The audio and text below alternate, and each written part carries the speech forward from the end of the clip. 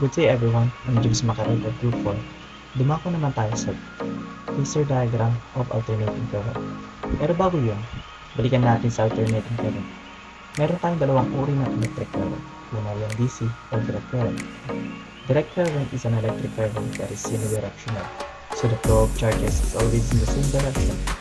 As opposed to alternating current, the direction and amperage of direct currents do not change. Tulad ng sabi, ito yung uri ng electric current na di nagbabago ng one direction. Sa madaling sabi, di siya tumataas o bumaba. Meron siya. Example na lamang nito ay yung mga devices na ginagamitan ng battery o yung battery mismo. Next is yung alternating current or AC. Then electric current that periodically reverses direction and changes its magnitude continuously with time, in contrast to current which flows only in one direction. Ito naman yung uri ng electric current na mayroong biglang pagtaas o biglang pagkaba ng daloy ng electricity. Example na lamang is yung mga appliances sa bahay na nakasaksak sa outlet o yung kuryente mismo na dumadaloy sa mga wire. So balik tayo sa phasor diagram. Ang phasor diagram is a graphical representation used in electrical engineering to illustrate the relationship between magnitude and phases of alternating current quantities such as voltages and current, etc. Ang phasor diagram na nagmula sa pinagsamang phase at vector ay ginagamit para mas madaling intindihin ang daloy ng kuryente sa alternating current dahil nga ito ay may part na tumataas at bigla ang bumababa. In the word vector, isipin na lang natin na ito ay ang ikot para mas madaling ma-imagine natin kung paano siya gumagana. Mamaya ipapakita ko sa inyo kung paano ito gumagana. May iba't ibang part ang phasor diagram at bawat isa dito ay mahalaga para mas maayos na mag-interpret ng alternating current in graphical representation. 1 is the reference line. The reference line represents the reference point for measuring phase angles. It is usually drawn horizontally to serve as the baseline for all phasors. Makikita nyo nakahiga siya. At ito parati yung line na may pahiga siya pero may mga bukid para maganda siya. Phasors. Phasors are phase vectors used to represent sinusoidal quantities like voltage and current. They have a magnitude and an angle with respect to the reference line. Number 3. The magnitude. The length of the phasor arrow represents the magnitude or the amplitude of the sinusoidal quantity. Ito ay yung haba ng ating mga phasor mas mahaba, mas malaki ang magnitude of the quantity. Fourth, the angle. The angle of the phasor with respect to the reference line represents the phase shift of the sinusoidal quantity. It indicates how much the waveform is shifted in time compared to the reference waveform. 5 is the resultant phasor. In a phasor diagram, the resultant phasor is the phasor sum of all individual phasors in the circuit. It represents the total magnitude and phase relationship of the combined sinusoidal quantities. Number 6. Impedance. Impedance is another important component in phasor diagram, especially in alternating currents. It is represented as a phasor and accounts for the resistance and reactance in the circuit. The number 7 is the power factor. The power factor is the cosine of the phase angle between the voltage and current phasors. It indicates the efficiency of power transfer in the circuit. We also have what we call real and imaginary axis. As for the real axis, ito yung reference line while the imaginary one is the vertical line in the middle of our real axis. Here, please first measure the angle second to measure the magnitude.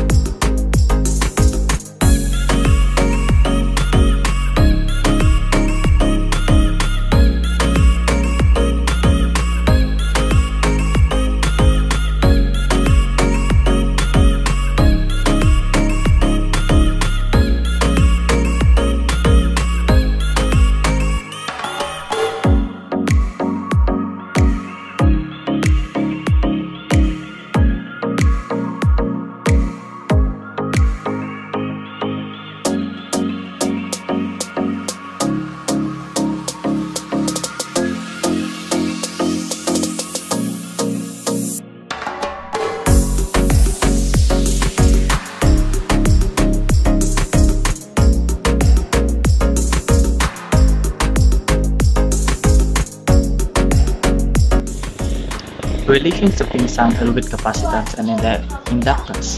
The phase angle in the alternating circuit is directly related to capacitance and inductance.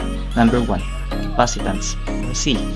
In a capacitive circuit, the phase angle is negative 90 degrees. This means that the current leads voltage in a capacitive circuit. The presence of capacitance causes the current to reach its peak value before the voltage does. Capacitor stores energy in an electric field, and this stored energy causes the current to lead the voltage. Number 2. Inductance, or L. In an inductive circuit, the phase angle is positive 90 degrees. This indicates that the current lags behind the voltage in an inductive circuit. The presence of other inductance causes the current to reach its peak value after the voltage does. Inductor stores energy in magnetic field. The stored energy causes the current to lag the voltage. In summary, capacitance leads to a negative phase of 90 degrees, where current leads the voltage. Inductance leads to a positive phase angle 90 degrees, where voltage leads the current. The phase angle, capacitance, and inductance are interrelated in alternating circuits and play a crucial role in determining the behavior of the circuit. Next is the application of phasor diagram. First, we have the alternating circuit analysis. Number 2 is the voltage and current relationship. 3. Power calculation. 4. Impedance calculation. And 5. Phasor addition. So, this is the problem. Calculate the capacitive reactance if 40 millifarad is connected to a frequency generator of 50 Hz signal. The formula we will use is capacitive reactance is equal to 1 over 2 pi multiplied by frequency multiplied by capacitance. Our given is in capacitance we have 40 millifarads, in frequency we have 50 Hz, and in pi is equal to 3.14.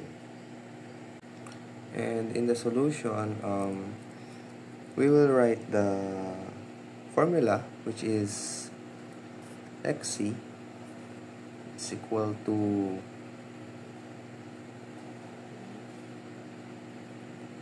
1 over 2 pi, and then we will indicate the frequency and the capacitance, which is we have 50 and we have 0.04. So why our capacitance is converted into decimal?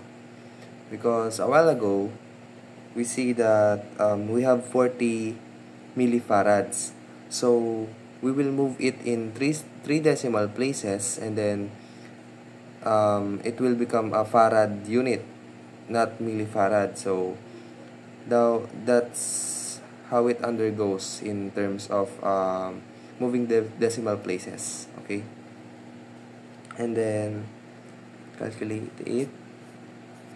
Xc is equal to 1 over 2 pi, and calculate the 50 multiplied by 0.4 is 2.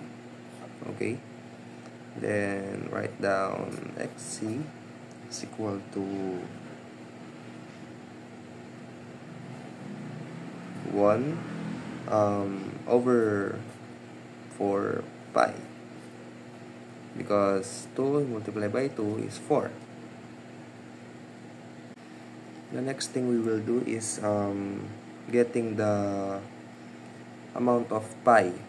Okay, so write Xc is equal to 1 over 4. Okay, multiply it, put a bracket, 3.14 multiplied by 3.14, and then our answer is Xc is equal to 1 over 12.56.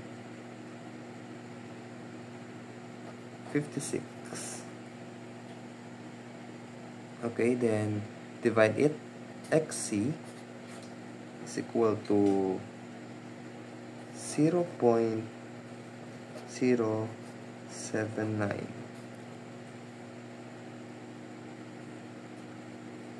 and this unit is ohms. So this is the final answer in problem number 1.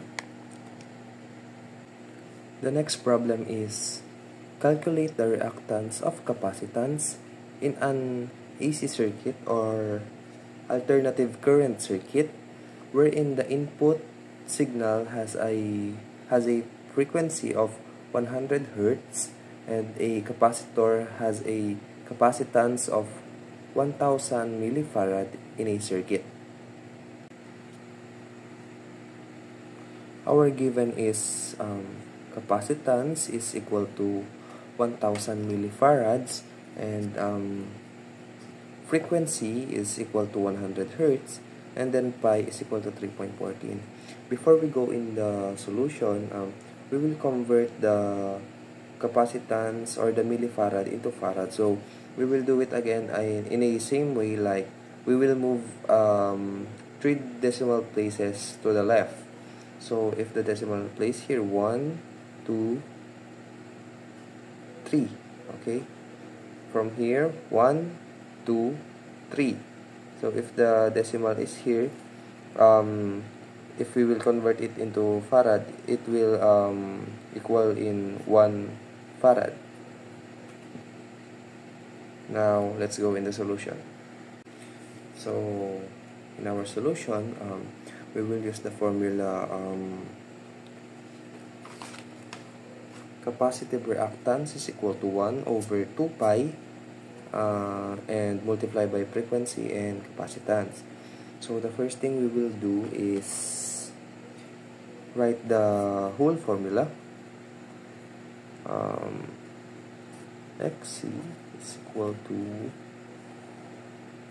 1 over 2 pi, and then we will substitute the frequency and capacitance. Our frequency is 100,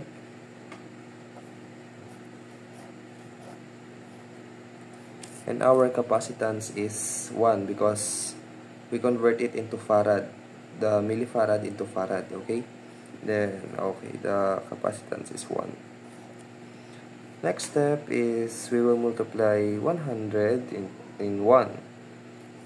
Okay, so 100 multiplied by 1 is 100. So we will multiply it by 2. So 100 multiplied by 2 is equal to 200. Okay, Xc is equal to 1. So the answer in 100 multiplied by 2 is 200.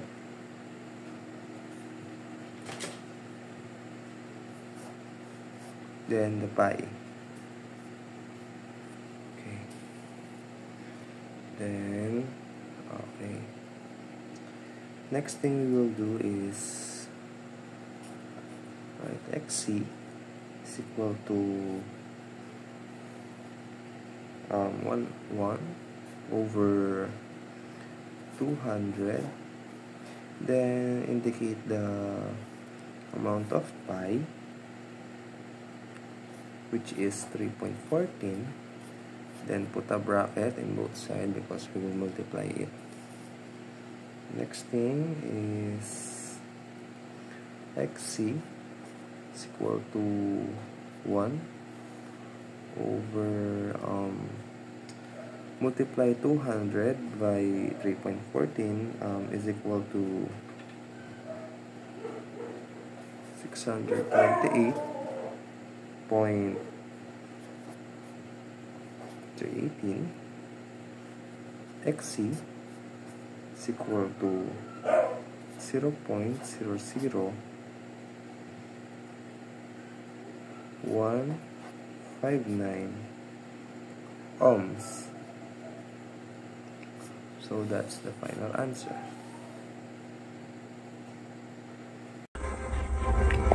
So let's proceed now to inductors. So inductors are passive electronic components that store energy in a magnetic field when electric current flows through them. So yung mga inductors ay may mga ability na mag-store ng energy sa isang magnetic field kapag ito ay dinadaluyan na ng kuryente.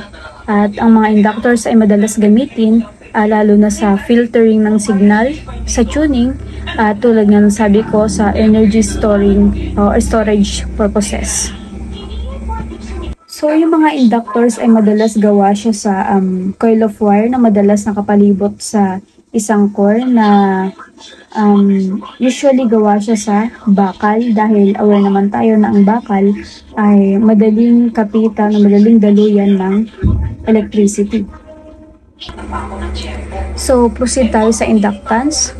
Ang inductance is one of the main basic parameter associated with any electrical or electronic circuit, and inductors themselves are used to provide specific levels of inductance within a circuit. So, yung inductance ay ito yung pinaka-key characteristic ng inductors na name-measure in henries, na which is nag-i-indicate sa magnetic flux na nabubuo sa isang circuit. So next, inductive reactance. The effect by which the current flows of an alternating or changing current is an inductor is reduced is called its inductive reactance. Any changing current is in an inductor will be impeded as a result of the inductance associated with it. So, ang inductive reactance, ito ay property ng isang inductive coil na nagiging barrier sa pagbabago ng circuit na dumadaloy dito. An inductive reactance of an inductor is dependent upon its inductance as well as the frequency that is applied. The reactance increases linearly with frequency.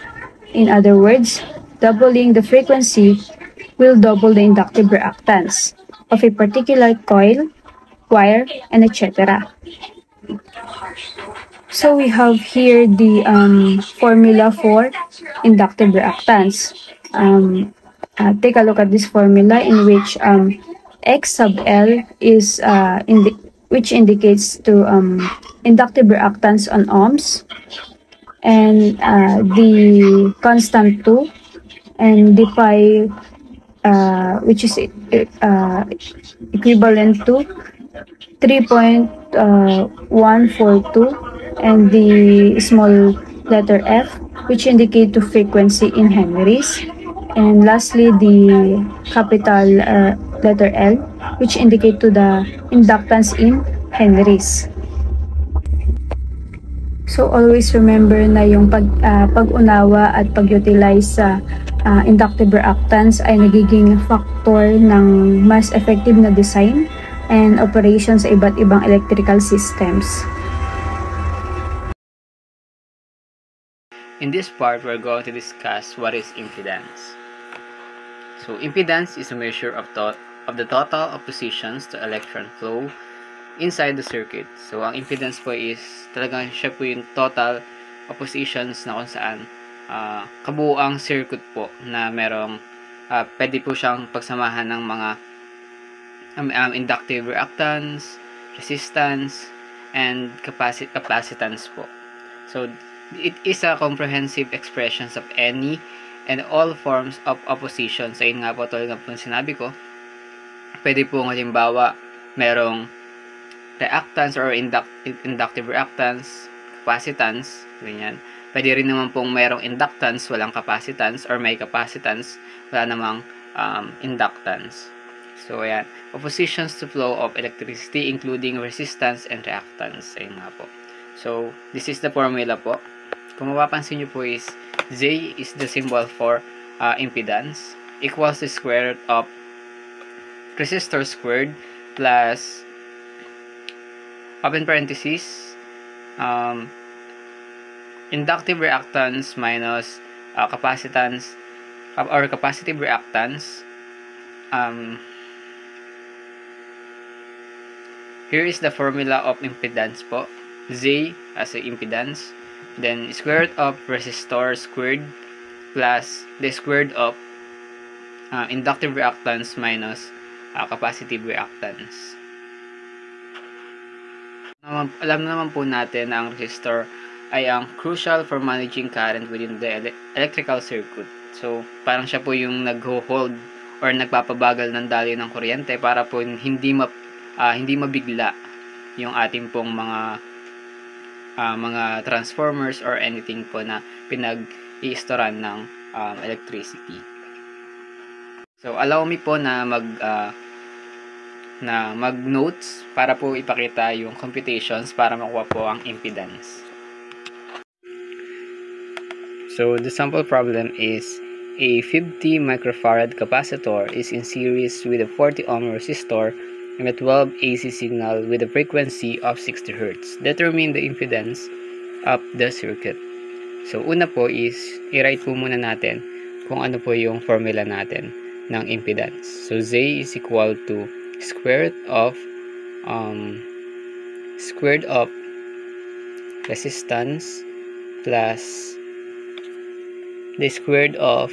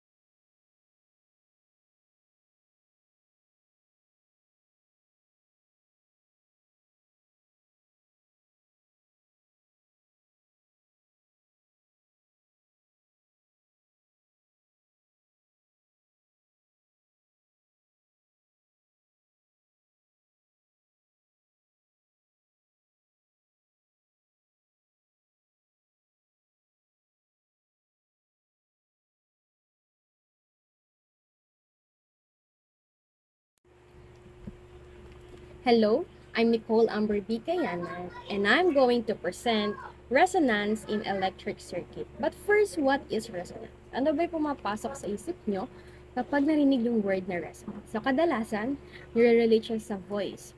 So, diba, madalas sa mga cartoons, nakita natin yung mga memes na kapag mataas yung boses ng isang singer, nababasag yung glass or yung eardrum. So, that is because of the resonance. Also, the resonance can damage high buildings and bridges. So the earthquake also occurs due to the resonance, and if it has the same frequency as the building, it causes some damage. So the resonance cannot be ignored before constructing any buildings or bridges. So yung resonance, it can also cause damages sa mga buildings. But what is resonance in electric circuit? So resonance increases current and voltage, due to which the impedance of the circuit becomes purely resistive, which means there is no opposition to the flow of current. So this leads to a maximum flow of current or voltage across the circuit depending on the configuration. If excessive voltage or current is applied at the resonant frequency, the components can overheat and damage the circuit. As a result, inductive and capacitive system components draw over current. For us to better understand this, let us look at the diagram. We can see here the relationship of the reactance to the frequency. So the resonance is a condition that occurs when the inductive reactance, or yung nakita natin sa graph na XL, and capacitive reactance XC in an AC circuit cancel each other out. So the net reactance becomes zero, leading to an increase in current, flow, and voltage amplitude. So this is the formula for the frequency reactance. Paano ba natin nalaman o nakuha yung formula niya? So let us look again. So kanina, ganito yung makita natin sa diagram.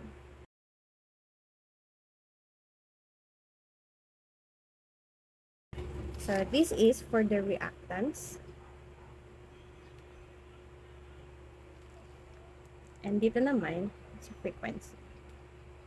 So, the relationship ni inductance. So, as the frequency increases, the inductive reactance also increases. Inductive, letter L. While si capacitive reactance naman is the opposite. So, capacitive reactance reach its peak at low frequencies, while inductive reactance reach its peak at high frequency. So again, gaya ng kaya sa diagram, itong intersection nila, dito natin makikita yung resonance frequency. So gamitin natin yung F tsaka 0 na subscript to represent resonance frequency. So in this diagram, at resonance frequency, makita natin na si reactive capacitance is equals to reactive inductive reactance. So para makuha natin yung formula kanina ni frequency resonance, we all know and discussed by my classmates na yung formula ni capacitive reactance is 1 over 2 pi F capacitance, while yung formula naman ni inductive reactance is 2 pi frequency induction. And we're going to apply cross multiplication. So we will get 1 is equals to 4 pi squared F squared L C. Next, to find F, we're going to divide both sides to 4 4 pi squared LC. Kaya makancel to, matitira si f squared is equals to 1 over 4 pi squared LC square root. So f is equals to 2 pi square root of LC. So this is the formula for resonant frequency. Doon natin siya nakuha. Now, let us proceed to sample problem para makita natin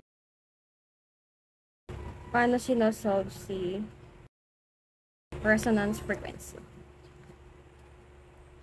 For the same RLC series circuit having a 40 ohms resistor, a 3 millihenry inductor, and a 5 microfarad capacitor, A, find the resonant frequency and calculate the current root mean square at resonance if the voltage root mean square is 120 volts.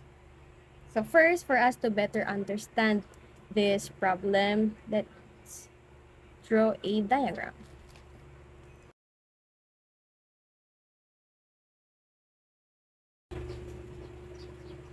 So the resistor having a 40 ohms, while the inductor having a 3 millihenry, and the capacitor having a 5 microfarad.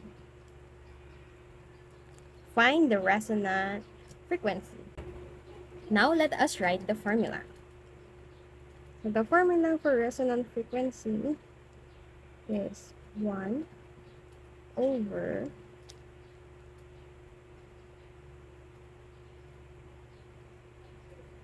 2 pi square root of LC. Now, let's substitute.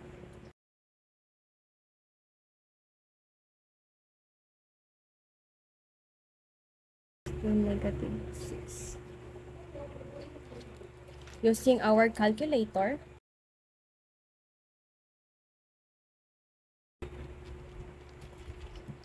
we will get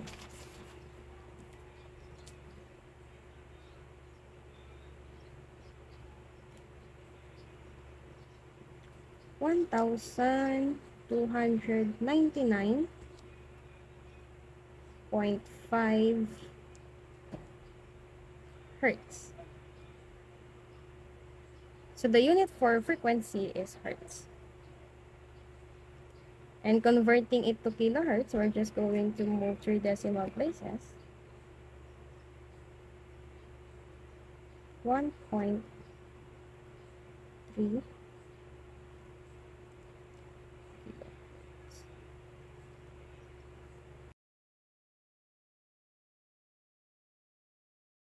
So, kahit alin dito, pwedeng sagot.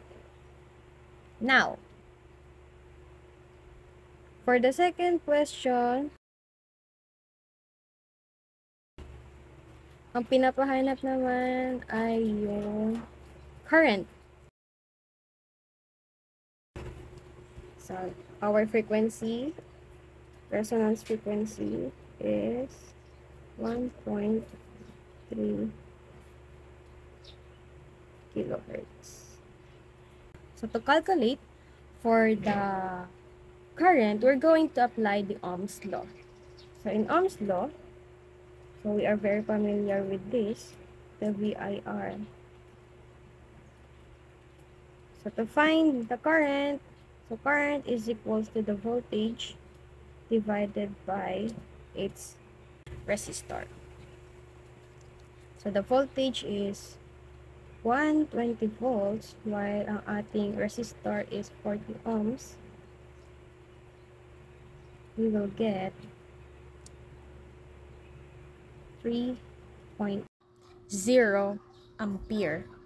And that's how you calculate the resonant frequency and the current.